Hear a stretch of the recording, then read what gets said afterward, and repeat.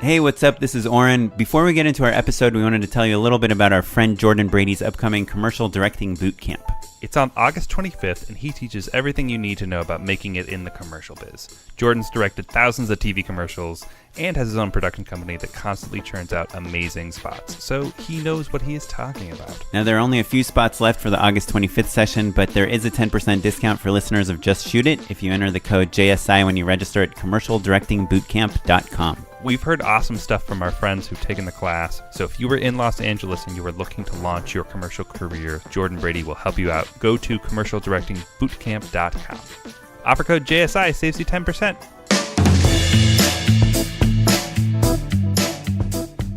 Hey, welcome to the 122nd episode of Just Shoot It, a podcast about filmmaking, screenwriting, and directing. I'm Matt and Oren. And I'm Oren Kaplan, and this episode is brought to you by patrons Alex Griboscus and Shane Collins.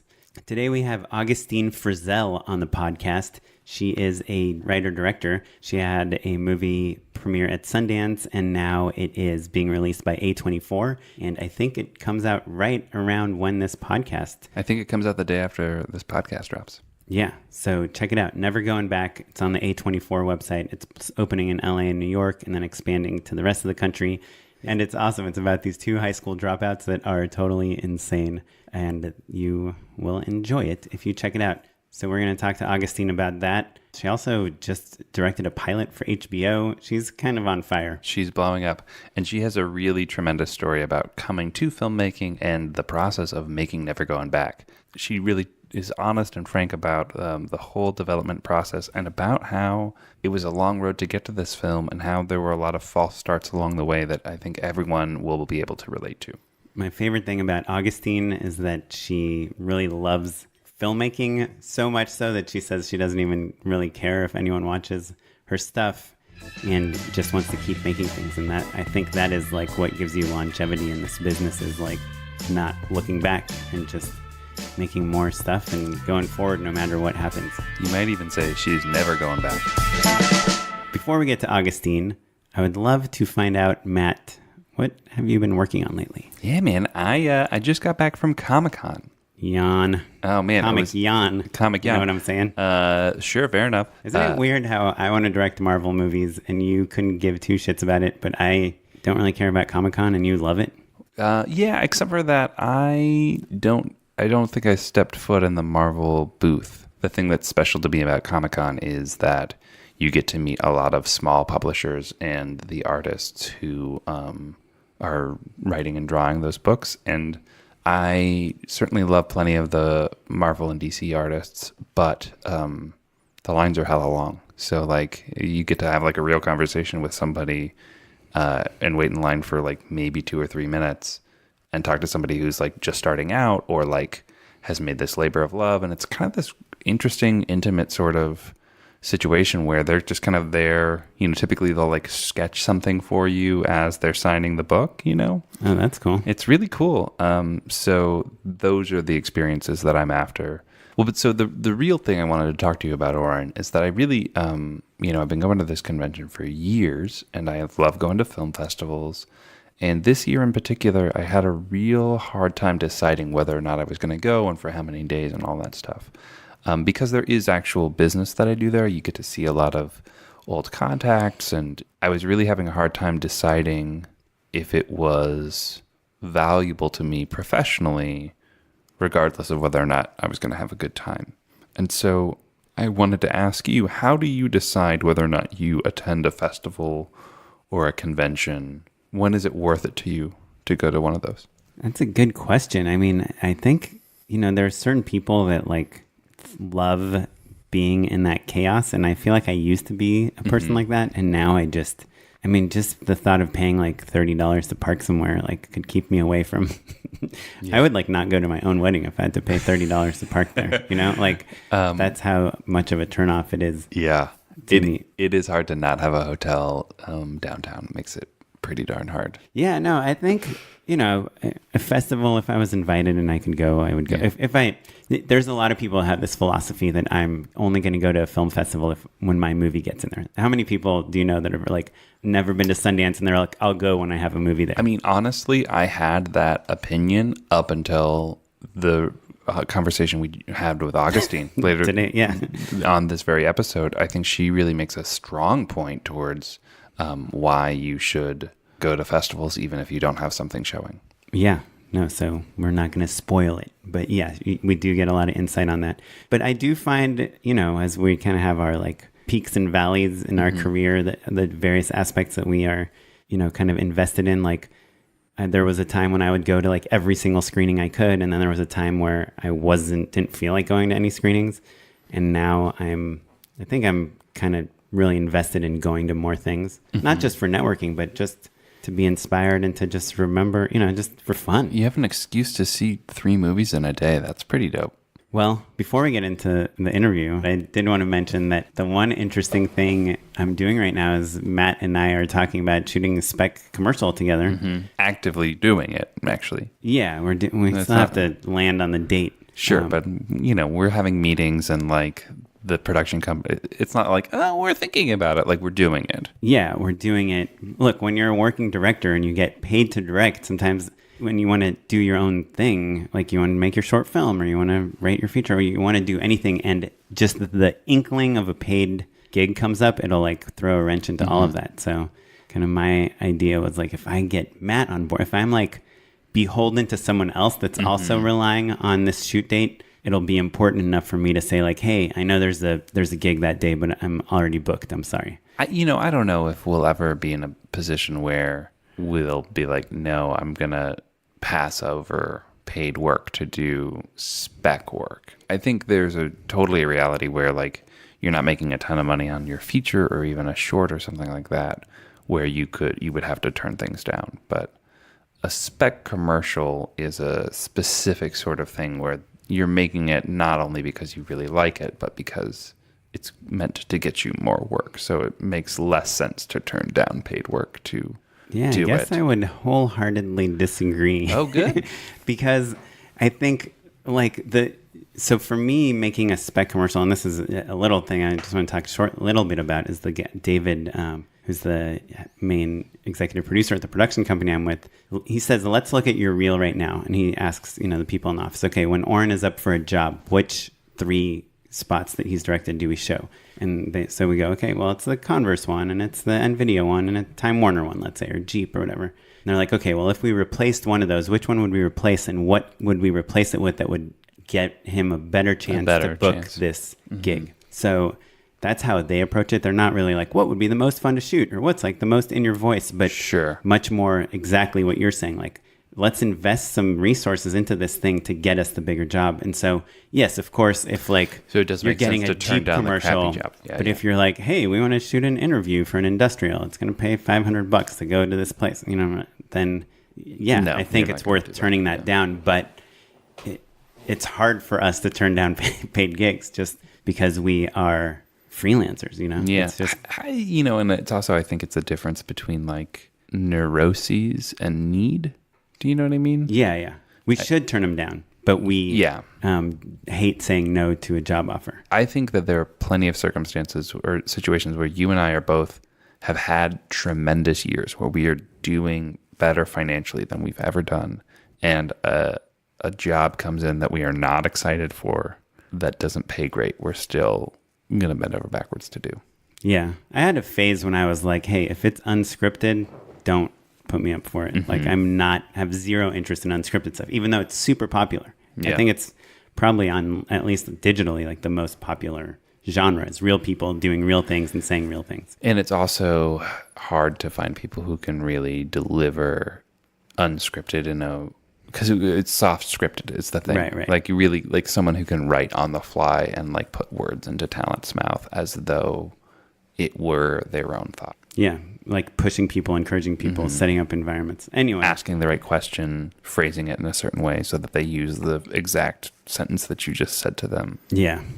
But today I would probably entertain some unscripted stuff because there's some really good unscripted things. Our friends just did this Mitsubishi commercial, which was, again, it was like this guy that does rapping on the fly. So it was unscripted, and he's like giving people a test drive and then rapping to them about the features of the car. And now it's on TV like all the time, Yeah. So it's like, I think Oren from 2 years ago would have always turned that down, but now I'm just trying to be more open to finding the fun in like every job as opposed to like, I only want to direct this very specific type of thing, you know? Yeah, well, and I think also there's the time commitment, you know, Right. like if you're doing 2 weeks of an unscripted thing and you get to do some, you know, fun camera stuff and stretch yourself in other ways, that's different than like 4 months of unscripted and maybe Right. hurt your soul a little bit. Yeah, for sure.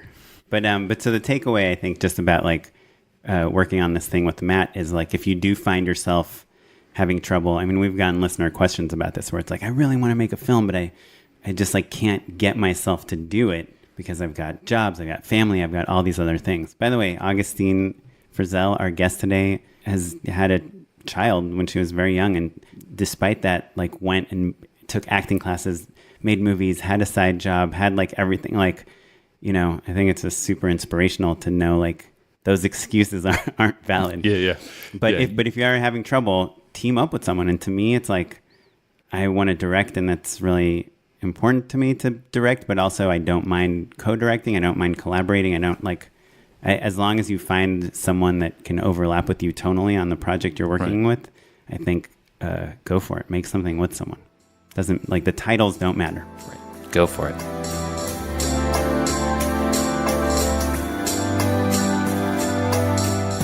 And right before we talk to Augustine, I'd like to remind everyone that we have a Patreon. The URL is patreon.com/justshootitpod. And it is a way that if you are a listener, if you're a fan, if you like this podcast and feel like you would like to support us or help, you know, us pay our editors, help us do more live events, which we're planning one for the end of the summer, check it out. You know, it helps us and we would appreciate it. And we're also sending out monthly newsletters to our patrons. Also, I think we're talking about some kind of exclusive perks for the live show. Yeah. So if you're an Angelino and you listen to the show and you've got an extra $1 a month, consider throwing that in so that you can help us make these live events happen. Well, great. Let's get into it with Augustine. Augustine, how's it going? Thank you for coming. Thank you for having me. It's going good. So you just made Never Goin Back. I did. Well, I made it like a year ago. Oh, congratulations. Or it's coming out. Yeah, when is it coming out? It comes out this Friday, August 3rd in LA and New York. And then it opens wider the following week and then the week after. Awesome. And where is it coming? Like, you can go to your local theater? Wider? and see it? Yeah, I think so. I think we have like Washington, Dallas, Austin, Chicago, Seattle. There's like the major markets right now, and then we'll hit some of the smaller ones the week after. Awesome. And I mean, my goal is that we get into some small towns simply because the movie takes place in a suburb. Yeah, and tell us what's kind of the log line for Or this wait, movie. can I try? Ooh. The log line? Yeah. All right, Oren, go for it. So I saw the movie a few nights ago, and I think this is what I think the log line is. 2 sexually fluid high school dropouts dream of getting away from their small town suburban life and going to the beach. That sounds about right. Yeah, that's exactly right. But since they have an inability to stay out of trouble, things go awry quickly, and at every next step, they take a turn that you wouldn't expect. That's just about right. You might expect some, but Meeting these girls, you're like, they're going to get into some trouble. Yeah, we see it coming. that. There but, is one scene where they're like, okay, there's a ton of drugs here, but we're not going to do any of them. And go. and they succeed. Like they don't do any intentionally. So you got to give them well, that. You know what I'm yeah. saying? Like they actually don't do any. They, But you know drugs that's- are going to be you know, done. it's going to accidentally happen. That's like going to like wild rivers and being like, I'm not going to get wet.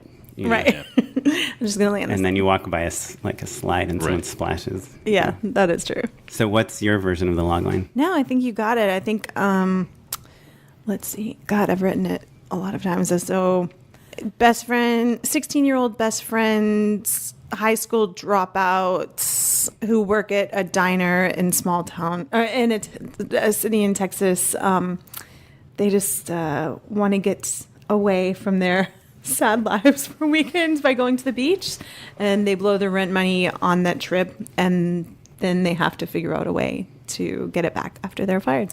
Something like that. And it's kind of, even though there's like a lot of plot. It kind of feels like slice of life-y a little bit. Like you're kind of just hanging out with these girls. Kind of reminded me a little bit of like 13.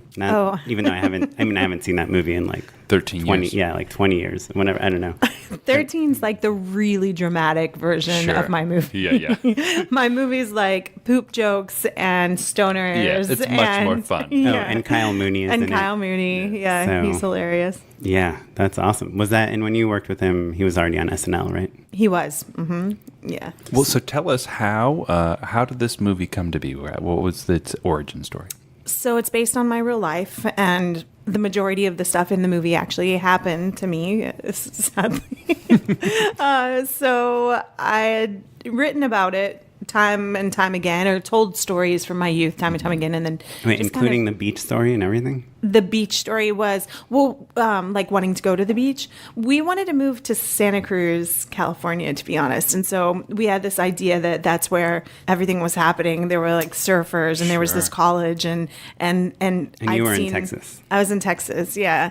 And I was a big fan of the Lost Boys, and they moved to the Sure. Yeah, yeah. Santa Clarita, or not Santa Clarita, what's it called? I can't even remember at this point. So in my mind, that's what Santa Cruz was. It was like Yeah. this really cool place, and maybe you meet vampires, maybe you'll just meet like the two Coreys, I've spent some time in Santa Cruz. It's not that far off. Yeah. Really? Okay. I mean, it's really. They're still playing hacky sack right now. I guarantee. Amazing. It. Yeah. Yeah, Santa they Cruz like, is I mean, it wasn't that long ago when they would like throw acid on the windows of Starbucks because it was like Yeah. too corporate. Oh, Yeah, are you totally. serious? And I'm in like, Santa Cruz? guys, Yeah. if you're gonna let one corporate company in here, I think Starbucks It is okay. is like it's the perfect merger of like hippy dippy and like surf skate culture. Yeah, That It's like, sounds all great. right, See, guys, that's we what I gotta- was hoping for. Yeah. Yeah, it sounded amazing, but we never made it. But we did go to the beach in Texas on a few times, and those were really great memories. I mean, the beaches are like mostly pretty gross. They're oil spills have affected the cleanliness of the water, and there's like a ton of mosquitoes. But we had such a fun time just getting away from the humdrum reality of our lives. Got it. So then so you're kind of like this wayward teenager growing up. You're collecting all these incredible stories. Mm-hmm. How do you get into filmmaking? Like what drew you to filmmaking? So I'd always wanted to be a singer. My dad's side of the family were singers, and I always thought I'd do that. I always loved singing, but I have really terrible stage fright. So I was never able to get past that and like develop the confidence and courage to get on stage. And so at one point I took an acting class thinking that might help with stage fright. And at this point, I'd had a daughter. I got pregnant early. I was 18 when I got pregnant and had her the next, like when I was 19. And she was like 2 or 3, and I took an acting class and just felt alive in this weird way. I thought there was that moment that happens when you get in the zone, and you're not paying attention to anything. Your mind kind of empties, and it was a really interesting feeling. And so I was doing that, and then my teacher asked me to audition for this murder mystery dinner theater troupe that he hosted. And you're still in Texas. I'm still in Texas at this point, yeah. And so I auditioned and got the job and started doing that. And that kind of led to working, like doing short films. I joined this Yahoo group called Dallas Filmmakers or something like that, and joined the Yahoo group. And that's actually how I met my husband, David, who's a filmmaker as well. I auditioned for the short film. It was like my 3rd audition ever. It was a movie called Still, and that was David's short film, and he cast me. And so we ended up meeting like that. Wow, Yeah. that's beautiful. Yeah, that was back in 2001. That was a long yeah. time ago. And so did you have like a day job while you were doing the acting? Yeah, I was waitressing at that point. Yeah, so I was waitressing, but then doing a ton of other stuff. I, over the years, did alcohol promotions and toilet paper promotions, and just like I would work stadiums. I would like do all this crazy stuff, any sort of odd jobs and side jobs that I could find to put money together that maximized my hours the best as they could. So the fewest hours, most money I could make, so that I could also take care of my daughter, Right. and kind of do acting in the evenings. And the murder mystery thing paid, so that was great. But then over the years, I just started doing more film and started wanting to be on set, and noticed that it wasn't exactly, I didn't connect as much with the other actors as like on a friend basis, but I connected with filmmakers just because I loved movies so much. And so I started finding that was kind of my group. And then, I married, like my husband and I, we were together back in 2001, weren't together for 8 years, and then reacquainted in 2009. Wait. So you had dated in 2001. Briefly. And briefly parted ways. And then years later rediscovered each other? Yeah, he wrote me randomly, and he'd said he had a dream about me and wanted to get in touch with me. And I'd always... This is crazy. Yeah. And I'd always... Like that first time that we were together, it was so magical and like this really intense thing. But then it just didn't work out. Wasn't the right time. Did you like the short film? Like, was that creatively satisfying? Being in still? Yeah, it was really fun. It was also just, I think of acting as the most miserable thing I could possibly be doing, but also really fun and interesting. I don't know. It's terrifying, but I'm really self-aware. And so I can't get into it. It's just like this whole mind fuck's like it's hard for me. So it was fun, but stressful. It's always stressful. Yeah. Anyway, so yeah, we reacquainted in 2009 and then ended up, getting together, got married a year later. And during that time, he knew that I'd been writing and that I had kind of an interest in making stuff. And over the years, I'd been homeschooling my daughter, and she and I had been making these little mini DV films on iMovie and, just stuff, but I never considered it filmmaking. I never even thought of it in that on those terms. I was homeschooling her, and it was kind of just like this thing that we did. Yeah, like it's a way to do projects together, and it's fun and different. Yeah, exactly. Yeah, so fascinating. Sorry, I'm only interrupting because I have a daughter, and I've been talking to Matt about whether I should make movies with her. Yeah, because I want her to be like Alina Dunham, Right. So if her your career question can take is off. oh, should I imbue her with everything I've learned? How old is she? She's 2.5. Oh, now's the time. Don't let this slip past you. Yeah. Well, no, you should. But so through homeschooling, do they say you have to do a certain amount of art projects or something? No, my daughter was actually unschooled, and so that's a completely it's a pretty different thing than homeschooling in that we did not use any sort of government mandated curriculum. We actually used very few traditional methods of schooling. We used real books, and she would just have an interest. We go to the library and read stuff. It's child-led learning, so you follow their path, and I see, and you kind of let them figure out what they want to do. So there's no pie chart of it's art time now. Gotcha. No. So so we just do whatever she felt like and what I felt like teaching her, and did that for years, and then she eventually did an online school, but yeah, so there was this festival or a conference every year, an unschooling conference. And I remember going one year and they had a editing workshop where they taught you Final Cut Pro. And I went in there and just stayed for days, the entire time. And the kids were free to run around and do their thing. And so I was just in there editing. And then we made this film with the equipment that they had, and I directed all the kids. And it was called Booktopia. We wrote it together with the kids. And I just remember maybe being a little more controlling with the scripts than I should have in a group of kids. We need to make this cohesive. You fired 7 kids that day. Exactly. That's right. It was a cast of 3. We actually had some not committed, and me and the guy that was, he and I were kind of working on it together. He was another parent. We were we got to let them go. If they can't show up, they can't get here. They don't understand. We can't shoot half the movie without Welcome to the real world, kids. Exactly. Yeah. So anyway, I learned editing, and then at one point, I was so nervous to talk to my husband about it, but I had this idea, and I was I've really been thinking about maybe kind of making a short film. And your husband's a director. He's a director, yeah. And so he was super supportive. He said, yeah, you should do it. And I said, but we don't have any money. And how do you do it?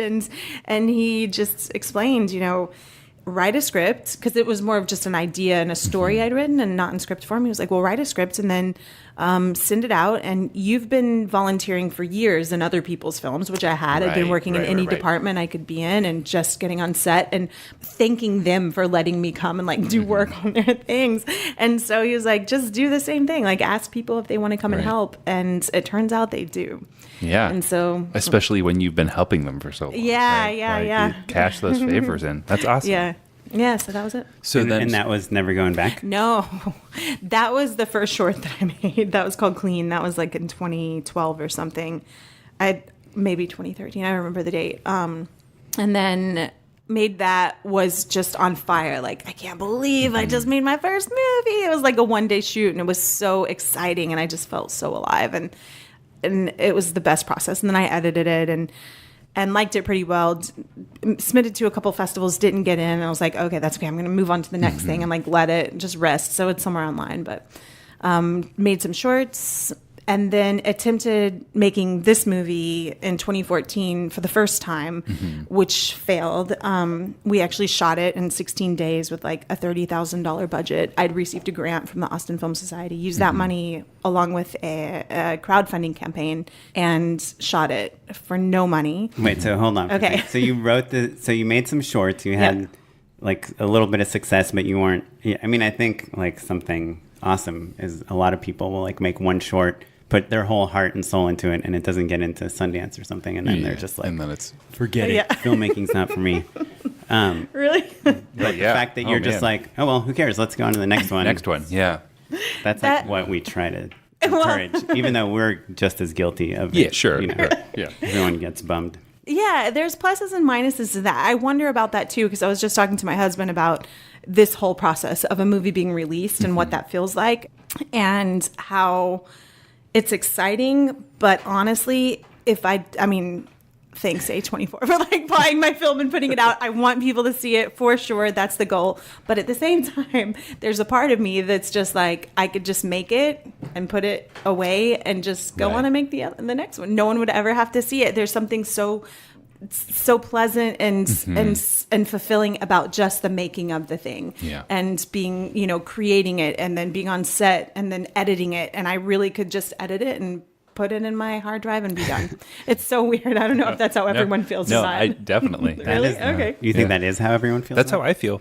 Oh, really? Yeah. You don't care about validation or like people telling you you're good or making more money to make a bigger movie? The money part for sure. I Yeah, care the about. money part's great. Yeah. But like, I do a lot of like sketch comedy and stuff. So like I post that stuff all on the internet, and so like at a certain point, all of those numbers just don't mean anything. They don't. You know what I mean? Yeah, it's like, they don't mean. It's like, okay, Right. like well, the viral videos is different. It's like that's like being on drugs, I think, right? Because it's like it's so exciting. I You're call it like the refreshies. all these comments Yeah, at yeah. one time, and it's like I think they've done a ton of studies. It's like being on cocaine or something. But for like those few days, and then it goes away, and it's like as if you never made that video. With Yeah. a movie, But then with the drug metaphor, like it takes more and more to get that same buzz. So Right. it's like, oh, great, 100,000 You're like- views, big whoop. Yeah, I would need 1 million. Yeah, 100,000 views isn't cool. Yeah, 1 million yeah. views is cool. Yeah. You know what's cool? when I made my first movie, it was at a festival, and I had a little theatrical release and stuff. And my boss at the time, who had made a bunch of movies, I worked at Disney, but he had produced all these things independently, was like, dude, Oren, this is like you, because I was like so worried about what the next step is and how much money it's going to make and what theaters and are the investors going to make their money back. And he was like, dude, just stop thinking of all of that. Like, this is probably the most fun of the movie, really. Like, just the This time is when the the movie's best coming part. out. Yeah, like enjoy it. Like, go to the festivals and just like relax and Just talk to like people. hang out at Yeah. a podcast. Yeah, you know? yeah. But he was really into like focus on having fun now, because it's going to get stressful whether it does well or it doesn't do well. Yes. But if it doesn't do well, then at least you were having fun. Fun in the meantime. I know. when Don't it was suffer released, twice. you know? Yeah. So I don't know. I like releasing stuff and showing it to people and getting feedback, and I don't know. It's great. It's simultaneously the most exciting part and the most hellacious part. It's terrifying and like stress ridden, and you're wondering what people are going to think, and then they're thinking things that you just never thought they'd think, and a lot of people are thinking things you're like, oh yeah, I kind of figured they might think that, and it's like that, and then there's like the good responses where you're like, okay, yeah, this is why I did it. It's really fun. Yeah. But it's hard to let that good response outweigh the like one guy on Twitter who's like 100 followers and he's like, meh. Yeah. Like this. Well, to me, the worst is like when you feel like there's a problem with your movie, but no, everyone else seems to love the movie, and you're like, oh, it's good, I was wrong, and then one person, One guy's like, someone's I see that problem. Yeah, why would they go to that party? Yeah. You were right. I knew better. I knew it. Yeah, someone finally saw my flaws. Yeah, that's much worse than like the surprise one. You know, like, oh, like, because it's easier to dismiss something that feels so far out of left field. You know, but like when you secretly know they're right, that's when it's the worst. But also, like if you don't get any insults, the movie is not has not gone mainstream, hasn't gone wide. Yeah. You have to get the negative comments to realize like people are watching Yeah. it that don't know you. Right? That's true. And also it's better to be a little bit, people should be a little bit divided about how they feel about your film. Absolutely. Okay. Yeah. And I look at all the films that I love the most and they all have Yep. My parents hate them. haters.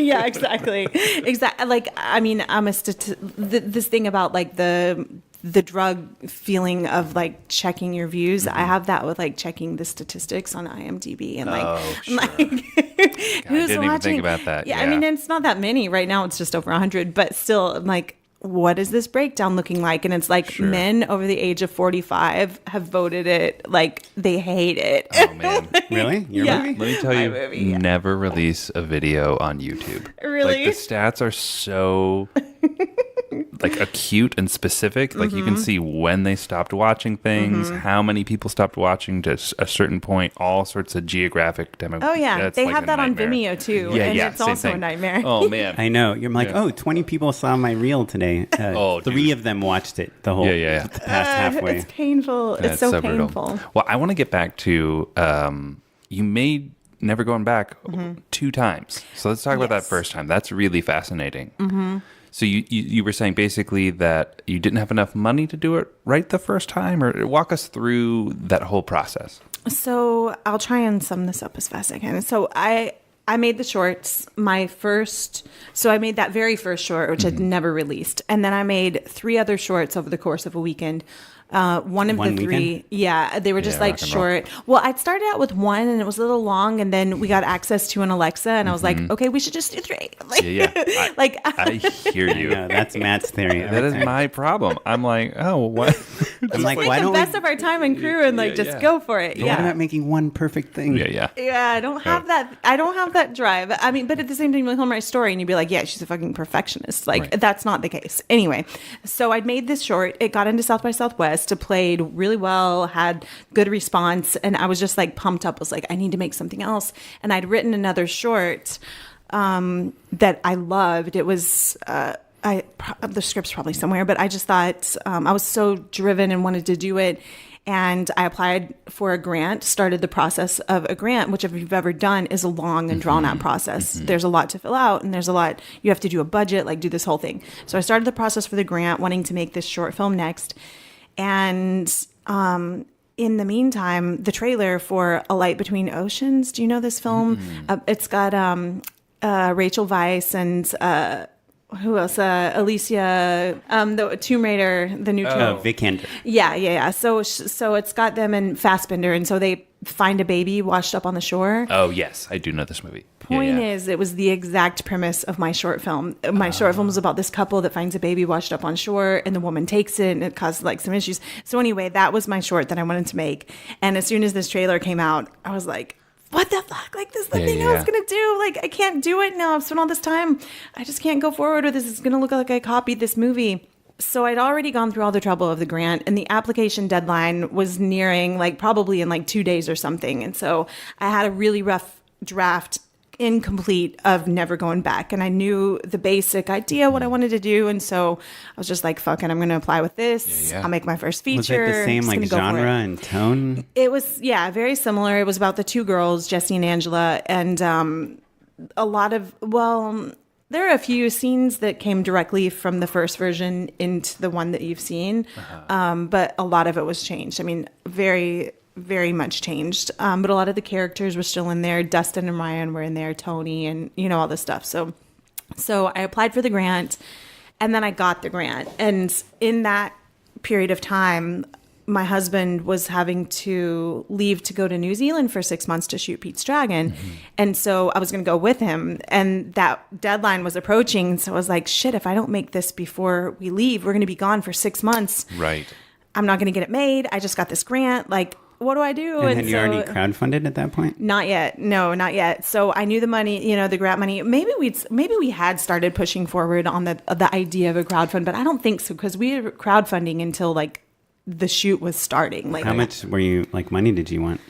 I don't remember.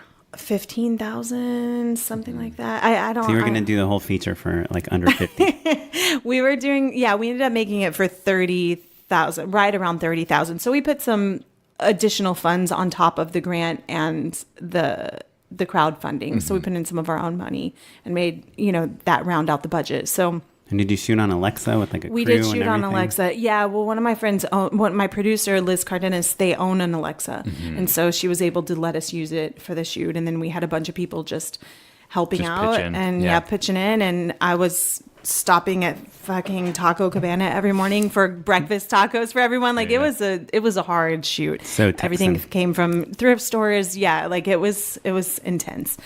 So we shot it in 16 days. I finished it and 2 weeks later left for New Zealand. And so How did the shoot go?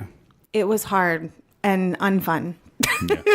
It was. What made it unfun? Can you talk about that a little bit? I can talk about that a little bit. How about a better question? Actually, What is did like, you learn? Yeah, what did you learn? Or like, because I think a lot of our listeners are thinking about like, yeah, okay, $50,000 micro budget feature, $30,000. 30,000. Pardon me, yeah, 30,000 micro budget feature. I get that. Like, so Yeah. what made it? What made it hard was my advice is to hire, or if you're not hiring, people are just working for free, people who you instinctually know are good people, number one, and number two, who respect your vision and are on the same page with you about what you want to do, especially key positions like your director of photography.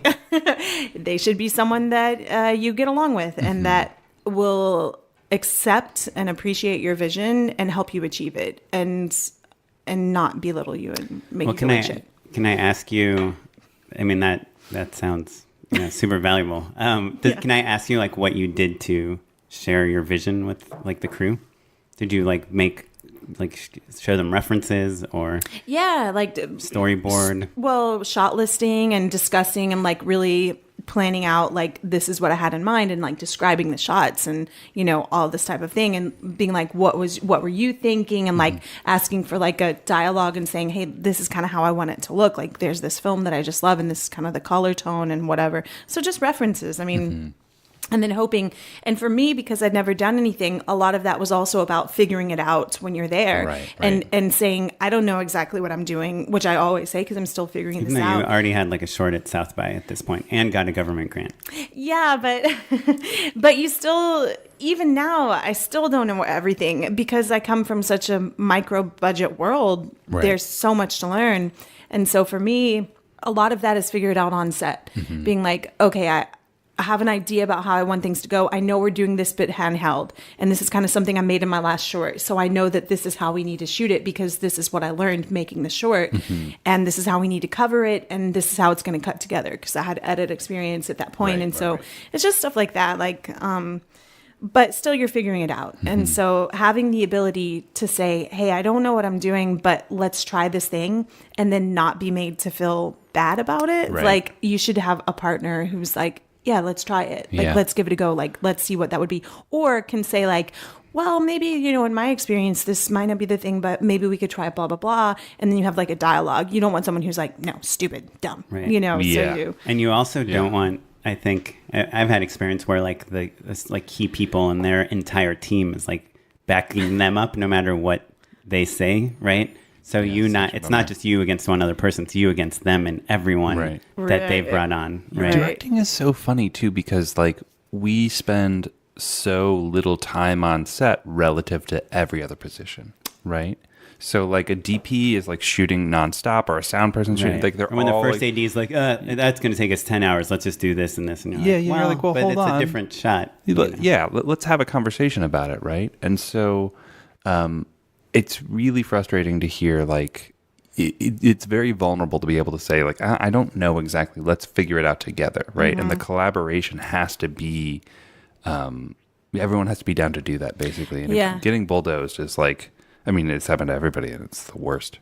It sucks and it's unfair because especially in an environment like that, you're not having to answer to a studio. You're not having to pay anyone back. You don't owe any money. You're simply trying to make a thing, and you want everyone to come at it with this team spirit and supportive vibe. And that's how I like being on set. And I find it so pleasurable being on set. It's one of my favorite places. Yeah. There's just nothing like it. And I'm so happy when I'm there, and you're happy when you're with your team. And I love working with actors. I fucking love working with actors. And so, and finding the shots and like figuring it out and, you know, discovering all these things, it's the best. And so when someone comes in with like a sour attitude, especially for a project like that, we're not getting paid. Come in and have fun. Yeah, My like, God, let's just create together. What are you doing here? And why? Yeah. That's really funny. So, I also find like with directing specifically, like when all those people that have been working, you know, 300 days a year or whatever are telling you that you're doing something the wrong way or there's a better way to do it, they're like taking you out of the equation. Yeah, for the as special director. element. yeah. Yeah. Like Yeah. it's fine if you fail or you do something totally the wrong way and it looks like crap, but if it is great, you're like the only person doing it, you know? Exactly. And that's what makes you have Your some sort of particular a vision. voice. Yeah. Yes, completely. I agree. Oh wait, one last question. Is the same cast in the first version of the No, movie? Only two of the actors are the same. Oh, And which that's ones? Dustin and Ryan. The brother and His bougie friends. oh, okay. Oh yeah. Yeah. He's I like that character. Yeah, he's great. So the first pass didn't come out the way you wanted. Correct. Right. Did you edit it and finish it and submit it to festivals and do all that stuff? I got to New Zealand, started the edits, and like 3 weeks later, had a pretty good cut. And the deadline for South by Southwest had had made its way Right, to you were me. on New And Zealand so- time, so it was Yeah. like you were a week late. So no, like the deadline was there, and I just remember I'd already written Janet and asked for an extension, and she is the programmer of South by Man, Southwest. Texan by the way. filmmakers. I know. Just saying, What? like, oh, I wrote Janet. That's like, like if I said, yeah, I just called Robert up and I was like, listen, bro. Who's Robert? Redford. Oh, right, at Sunday. Or yeah. who runs TIFF? I don't know. Trudeau? I'm out of names Justin? to drop. I don't know. Yeah, I don't think that know. sounds right. Yeah, But- if you want but to delete that name drop, I didn't mean it that way. Like, no. She's the No, most personable no. and like supportive person you'd ever meet. But I do genuinely think it's so charming and great. It's like the thing. It's like the superpower of Texan no, filmmakers. but it is worth noting that if you get a short into a festival, it's much easier for you to Right. have access to the people Right. Yeah. to ask for an extension or do something. like that, Absolutely. right? And it's also my husband had a film there. And so he had a relationship with Janet. So I'd known her over the years of going. I went to South by Southwest several years before Sure. I ever even made a film. Yeah. And so I'd met all the programmers and had that relationship and, met other filmmakers and stuff like that. So that it's a was helpful, community too. for sure. Yeah. Yeah. they kind of, Yeah. I think completely. that we never really talked about this on the podcast before, but I think it's helpful to think about like if you're aiming for a festival, it's not a bad Oh, idea that's to interesting. go To go to that festival before you Completely. apply. as many years as you can. Yeah, because when I'm submitting my short film to South by and you're submitting yours, and they're of equal value. Like they know, like you're always up against Totally. people that have a relationship with the festival, no matter like what they tell you. No, 100% you are. And it's something about, I thought about this a lot too in regards to like the actors that you cast. There's something about having a familiarity with people who you've seen working towards a thing. And so if you've known them for a while and you've seen the process and you're like, okay, they're committed. You're it's not rooting just for going to be them. like a Yeah. one shot, like some dude make a thing and then he's back to his, real life, or she. You've seen the process. And so you're like rooting and being like, okay, I'm going to support this in the hopes that they continue on and use this support to build their career. Yeah. So there's that. So I went, it didn't submit it. I wrote and I was like, hey, I think it's not ready. I don't want to send it through yet. I thought about doing reshoots if I were going to do and she was like super supportive. She was like, you don't understand like how many filmmakers I wish would do this. And I was like, I think sure. I'm going to wait and send it next year. And so that was like this whole thought, like, do I go back to Dallas while I'm in New Zealand, having this crazy opportunity to be in New Zealand? Do I go back to Dallas, do a few reshoots and then stay and maybe get into the festival, maybe not get into the festival. And then I like miss this chance. And then also ultimately have a film that I don't love start to finish. There were so many things about it I disliked. Yeah. That even with reshoots, it wasn't like the thing I wanted to have myself known as for my first film. And so I wrote her, I was like, I don't think I'm going to submit it. I'm going to wait a year. And she was like, that's so smart. Like, I love that you're doing that. Do you think that matters? Like your debut film, like what people think of it? No, not at all. In fact, I mean, it doesn't, but it was a story that Oh, right. It's my like your personal story. Right. Yeah, and so it doesn't matter, but then for me it kind of did, I guess. I don't know why it mattered. It doesn't really. You should be able to make the thing and like let it be your first thing and then continue on, but for some reason I just want to like start with a thing. Right. That Like, may be a little bit of the other side of having a hometown festival that's on a national scale, Right. Like if all of your friends have been going to South by for years and years and years, and you're premiering your movie that you don't completely love, that's hard to face people afterwards as well. Yeah, especially when it's about you. yes, exactly. Yeah. I was a pretty mediocre actor when I was a teenager, so Yeah, that's why right. this movie is not great. So you didn't remake the same movie with the same script. You kind of started fresh. Yeah, so once I made that decision to hold off, I showed it to my husband's producers, who are also good friends. I'd known them for many years. And looking back, the people that had offered to help, and I should have let them help me make it instead of being like, no, I want to do it on my own and I don't want to use my husband's connections. And like, they're like, we're not your husband's connections. We're like two of your best friends. Like, just let us help you. And it's a really good idea. And so they watched the rough cut and they were just like, man, this has a lot of potential. If you had a supportive team and you were to make the changes to the script that you've been talking about making, this could be a career starter. Like, there's stuff here that's unique and you have a clear voice and it's like apparent throughout. And so, But they agreed that it didn't hit its potential. oh, completely. Yeah. They were like, this is, Toby he's one of my producers. He's quoted, I think, in the story. He's like, you've got like 15 minutes here that are like career starters. And the rest you can throw it away. Like something like that. And were your feelings hurt? No, because I didn't like it either.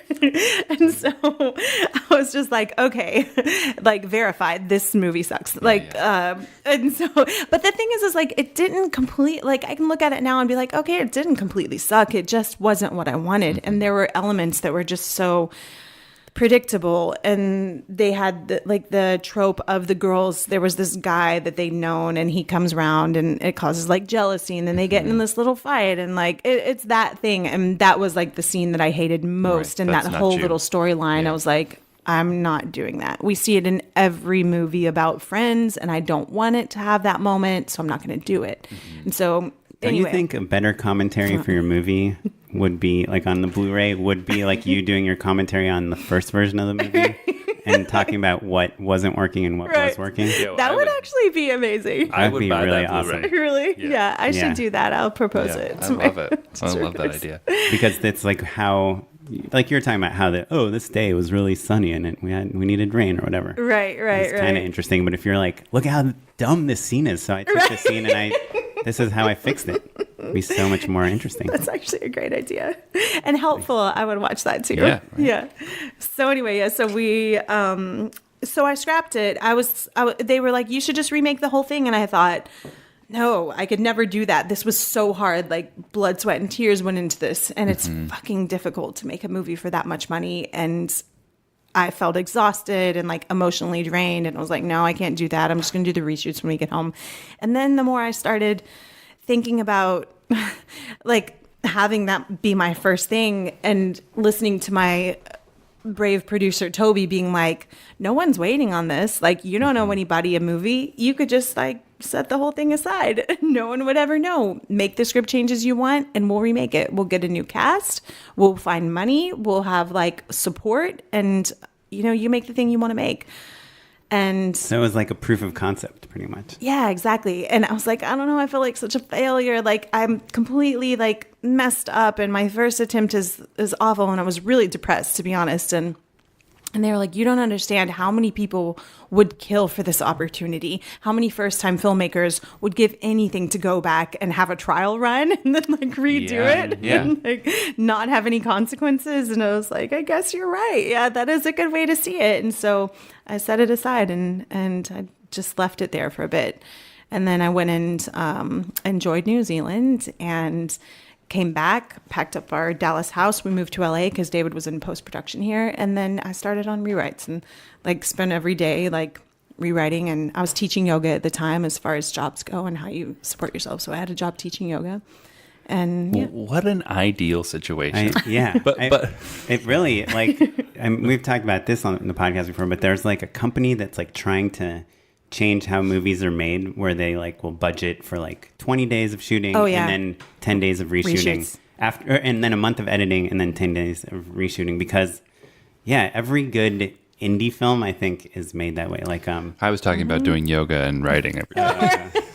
Well, that is also, especially Matt recently did goat yoga. I want to go so bad. Oh, you guys, it's so great. I'm obsessed with goats. My fallback plan, if my career as a filmmaker doesn't come through, is to open a goat farm. It's going to be a goat sanctuary, and I'm going to have sheep and cats and dogs. The other thing I want to talk about and think about a little bit is that it would be easy for plenty of people. We talked about like how many opportunities like a person would have to get discouraged and to like throw it all away and burn it all down and move on to something else, right? Mm-hmm. And how you stuck it and made a good movie that then got a release, and like you did it right. You know what I mean? Mm-hmm. It would be so easy to just be like how many screenplays have everyone started that they're like, this isn't good, and then just stopped there. Yeah. To have made the movie and then been like, this isn't good enough, I'm going to do it over again. Yeah. Is so baller. That's like the coolest shit I've ever heard. It's kind of ridiculous, but it worked out well. I'm glad I did it. Am I allowed to ask you how you got the money for the second time? Yeah. Because I can imagine approaching an investor and being like, I already tried this once and it didn't work. Can I try it again? Yeah. Like in startups, that's what they want, right? They want you to know how to do it differently. Yeah. Well, what I'd done during the process of the rewrites, I decided to go ahead and cut some of the footage into a short film. Mm-hmm. And so I did a couple days of reshoots here in LA and added that footage to the initial footage. Mm-hmm. And it fit pretty well. Like it was, supposed to be in Garland, but it worked out well. And that got into South by Southwest too. Uh-huh. And then won some awards and, did pretty well on the festival circuit. So I had that as a proof of concept to show people. And then I had the fortune to have amazing producers who had a good track record. Sailor Bear with Toby and James and David, and having that connection is really helpful when you need people to trust you in making your film. And so Toby, he had just produced A Ghost Story, which is my husband's movie, and they had private investors to do that and made it for pennies. I mean, that's like a super inexpensive movie. And having just done that and having had the success of that as, a template, like, hey, look what we did with this much money. Look how it looks. Like, we want to do that with her movie too. And so I, at that point, had finished the script, and he was able to take it out with the script. And luckily, people responded to the script. Mm-hmm. And we had 5 private investors, 3 of whom had been on A Ghost Story, and then 2 new ones. And they put in a very small amount of money each, and we made it with that money. That's awesome. And did you have the cast attached at that point? No, we didn't have anyone attached at that point. We only had the script, and we knew we wanted to do it. So I was also fortunate to have the money first, and then to be able to go and look for actors, because there were no, there was no requirement to find like a name to get it financed. We had the money, and the actors knew ahead of time, this is a no budget film. Like, it's not going to be super fancy, although they did get like good accommodations, and it's a really well-oiled machine what we can do in Texas for a small dollar amount. Right. Yeah. And your lead, Maya Mitchell, is like blowing up. Yeah. The last person we had on this podcast, also through Sunshine Sacks, Elijah, had Timothée Chalamet in his film, who was like nobody when he made that movie. Right. But I feel like Maya Mitchell is also in his film. Yeah. Hot Summer Nights. But and that's A24. Yeah, but she's like, I feel like she's all over the place now. I just keep seeing her pop up. So she's so talented. So talented. I was just amazed that she wanted to do it. And she was just like, I do the show. I've been on it for 5 years. And I happen to have this one tiny window. It's when you're shooting. I really want to do it. Let's do it. Well, I mean, she went through the whole process, like sent in her auditions, and they were fantastic. Just nailed both roles. And I was like, she's just so good. Like, we have to have her. And did she see the short, or like what kind of first helped her fall in love with the script? So surprisingly, she had it wasn't similar, but she knew that world. She's from Australia, and she's from a really small town in Australia. And so, like any small town, where no matter where it is, when you don't have access to like culture and art and, you know, all of these programs that bigger cities have, or like access to those things, you make your own fun. And she just told me the story about how for fun in high school they would put a mattress in the back of a pickup truck and like drive out to a field and get high. And so she's just like, I totally get it. It's a good game. Yeah. So she had that, and Cammie had a completely different story, being from Beverly Hills and had only acted on one thing, but she just had this infectious energy that felt so right for the role, and this raw talent that was undeniable. And then so separately they were amazing, but so were a lot of the other actresses. Like I saw so many talented actresses, but then together they were just, there you go. Yeah, electric. Did you do the auditions in LA? I took tapes first and then came here to do chemistry reads. Oh, wow. The movie has like a super, even though it's like crazy and there's a lot of like plot, like it feels super natural, right? It's like kind of naturalistic and stuff. Was it, everything they say is like scripted? Like Yeah. pretty specific, like there's not a lot of improvising in it? Not much. Not much. It's all very, I mean, I spent like a long time working on the scripts, but yeah, it's all very scripted. But I just feel like it's not, I mean, they didn't have to be precise with the words. If it was like, oh, it's so hot outside, they could be like, God damn, I'm fucking hot. You know, they could say whatever they wanted to say, but within the scripts. And not a ton changed. I think the only big thing that changed was there were no bros in the script, and then like the finished film was like a lot of them like, what's, you know, bro, like this, bro, that. I remember one time I was like, Oh, the word bro. yeah, I was like, we've reached our limit on bros Sure. and fucks. So What about dudes, though? There's a lot of dudes. there's a in bunch of dudes in the script. Yeah. So, but yeah, I think there were additional dudes that just come out. It's like one of those things that happens when you're improving. Well, and a little gift too, right? Like the actors then know, like, okay, this is the vernacular. This Yes. is how Right. a character maybe fills time or like Yep. thinks through something or something. That's Totally. interesting. There's Yeah. this scene in the movie where they're in the grocery store and like some older guy sees one of them eating nuts, right, for free, like Yeah. grazing at the nut bar. Yeah. And he tells her she's like stealing from the store, and she goes in on this diatribe about how, I don't know, he has a small penis or something. I forget No, exactly it's what like it's about, but it's a really long rant His about, head is probably the closest thing to a penis on his filthy, rotting, sagging body. right? How, so was that scripted verbatim? Yeah, that was scripted, and that was actually her audition scene, and she cool. just nailed it. And then she came in that day and just did it over and over and just like kept bringing it. She's so fantastic. So I know we're running out of time, but I just want to ask you real quick about the movie. So you have these two actresses, like young actresses, and they're doing crazy things. They're getting high. They're like almost making out. They're stealing things. They're cursing at everyone. Everything they do is like pretty much illegal. Like, is it hard? Like, do you have to talk to their parents, or like, does it, like, are you ever nervous about having to tell these young actors to do all this stuff, or how does that work? No, because Maya's 25 now, so she was like 24 or something at the time, and you know has been working for years. She's like a grown person who decides Right, those an things on adult. her own. Yeah, she's an adult. And Cammie was, she was younger. I think she was 20 when we were shooting. No, I mean, they'd read the script. We had conversations ahead of time. I think Cammie's one hesitation was the scene in the closet. Like, and she talks about it now. She's like, I didn't think I could do it.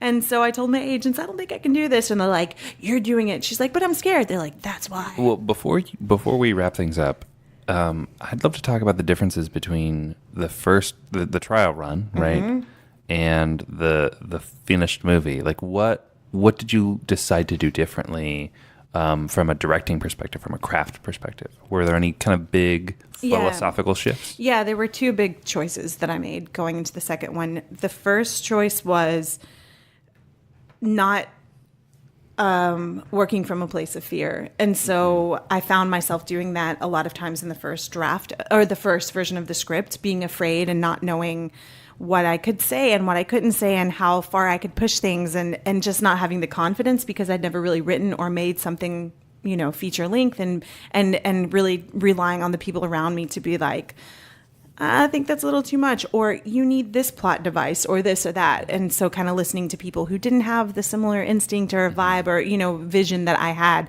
and trusting them when I shouldn't have. I should have just trusted my instinct and like gone with that.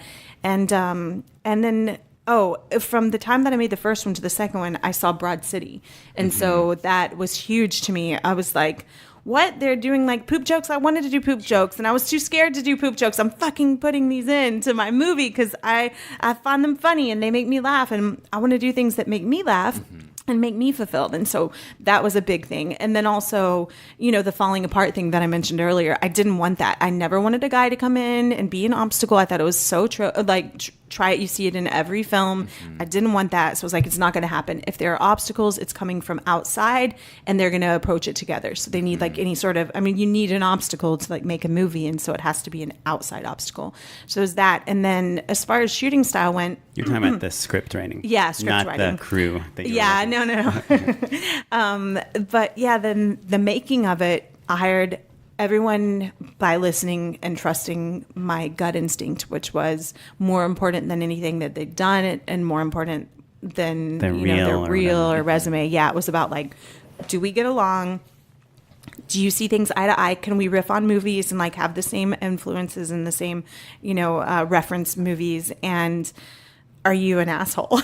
Like, if you're not an asshole and we have all these things, then you're hired. And so that was the thing. And then as far as planning shots went, that was one time when I had a very extensive list of reference shots. And so it wasn't even just like, hey, I've envisioned this thing. Like, it would kind of go like this. It was like, hey, this is a shot from The Big Lebowski. I want to copy it exactly for this scene. And so I did that. And so I pulled a ton of shots like that. My DP and I sat together, and just for like 2 or 3 weeks when she came to town, we would spend every day just walking through things and plotting it out, because we knew we only had this many days and this much money. And so everything was very well planned and very well plotted. That's cool. Awesome. Did you have any shooting philosophy? Did you shoot coverage? Like, is there anything that was part of your plan? I love coverage. If we have time, we get as much coverage as we can. I never turn down a shot. Like, if I'm like, okay, I think we're good here, and she's like, I think we might need, I'm like, let's get it then. And sometimes you're just like, no, I think we're good. And then I'm remembering, no, my rule is like, always get the coverage. And then, you get the coverage and trust the people around you, especially my DP, Greta Zozula, who is fantastic and so brilliant. That's awesome. Do you have, just because you're in the thick of it, do you have any tips on being interviewed about your movie? Like, is there anything you've kind of learned over the last few weeks about being interviewed? Like, do you try to give a different answer every time you get asked the same question or anything? Sometimes like that? It kind of depends. Sometimes I just kind of say the thing. I try and do it a little bit different. I think what I find with press is, having seen my husband been through this whole process a number of times, I just remember on his press, he goes, to do press in various cities, and he's traveling, and I'm like, you're so lucky. Like, you get to go do press, and like you're being flown to these cities. And he's like, I'm literally there for like 10 hours, and then I'm on a plane to the next place, and you're saying the same thing all day, every day. It's the worst. I fucking hate it. I'm like, yeah, but you made a movie and it's lucky and blah, blah, blah. And so when I had my first press experience, he's like, see? And I'm like, yes, it kind of sucks, but it's amazing. Like, I can't believe that I'm being taken and people care and they want to hear what I have to say, and I get to talk about this thing that I made. And yes, it sucks, and yes, you're tired, and I'm losing my voice, and you're saying the same thing all day.